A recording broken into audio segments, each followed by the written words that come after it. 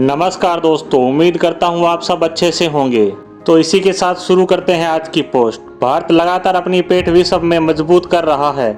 आज की पोस्ट भी इसी पर होने वाली है। यह खबर हमारे देश के साथ साथ पश्चिमी देशों, खासकर अमेरिका और ब्रिटेन के मीडिया में तहलका मचा रही है। भूमिका को ज्यादा लंबा न करते हुए सीधे मुद्दे पर आते हैं और शुरू करते हैं। आप सबको यह पता ही होगा, जब से रूस और यूक्रेन के बीच युद्ध शुरू हुआ है तब से भारत लगातार रूस से तेल खरीद रहा है। यह तेल हम खरीद भी रहे हैं डिस्काउंट रेट पर, यानी यह तेल हमें अरब देशों के रेट के मुकाबले काफी कम रेट पर मिल रहा है, जिससे हमें भारी बचत भी हो रही है। भारत रूस से जो कच्चा तेल ले रहा है उसे पहले रिफाइन करता है। इस रिफाइन प्रोसेस में अलग अलग प्रोडक्ट निकलते हैं, जिसके बारे में आपको पता ही होगा, फिर भी मैं आपको बता दूं। यह प्रोडक्ट होते हैं kerosene, petrol, diesel, jet fuel, तारकोल, वैक्स। इसके अलावा भी कई अन्य तरह के पेट्रोलियम प्रोडक्ट निकलते हैं। भारत इन प्रोडक्ट को रिफाइन करके छोटे छोटे देशों को बेचता है, जिससे मुनाफा कमाता है। क्योंकि रिफाइनरी लगाने से लेकर इससे रिफाइन करने की प्रक्रिया काफी जटिल होती है, इसीलिए छोटे देश हमेशा से ही बड़े देशों पर निर्भर रहते आए हैं। परंतु यह खबर अलग है। जब से रूस यूक्रेन युद्ध शुरू हुआ है, बड़े बड़े पश्चिमी देश जो कि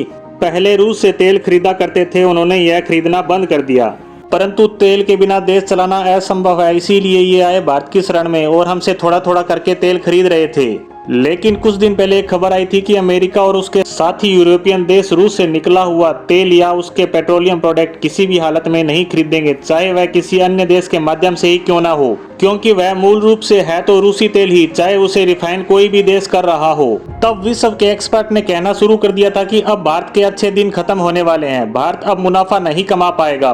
परंतु अब जो खबर आई है उसमें एक्सपर्ट के साथ पश्चिमी देशों के मीडिया को हैरान कर दिया है। दरअसल खबर ये है कि अमेरिका और यूरोपियन देशों ने भारत से तेल खरीदने के पिछले सारे रिकॉर्ड ध्वस्त कर दिए हैं। यहाँ सिर्फ अमेरिका ने पिछले एक महीने में 5,000 करोड़ रुपए का रिफाइन किया तेल खरीदा है। इससे आगे बात करते हैं यूरोप की, तो यह तो इससे भी आगे निकल गए। यूरोप के एक छोटे से देश नीदरलैंड ने एक महीने में 10,500 करोड़ रुपए यानी 1.26 बिलियन डॉलर का तेल खरीदा है। यूरोप के सिर्फ एक छोटे से देश का आंकड़ा यह है जो बाहर आया है। बाकी देशों के आंकड़े जब आएंगे तो उम्मीद करते हैं यह इससे भी आगे होंगे। यहाँ एक बात तो क्लियर हो गई कि जो एक्सपर्ट तेल में भारत का खेल खत्म समझ रहे थे, वे अब गलत साबित हुए हैं। मैं आपको एक बात बता दूं कि ये आंकड़े नवंबर महीने के जारी किए गए हैं। इसके बाद के महीनों में तो तेल एक्सपोर्ट और भी ज्यादा हुआ है। इसके आंकड़े जब आएंगे तो हमारे दुश्मन देशों के तो होश ही उड़ने वाले हैं। जो उम्मीद लगाए बैठे थे कि अमेरिका भारत पर रूस से तेल खरीदने पर प्रतिबंध लगाएगा,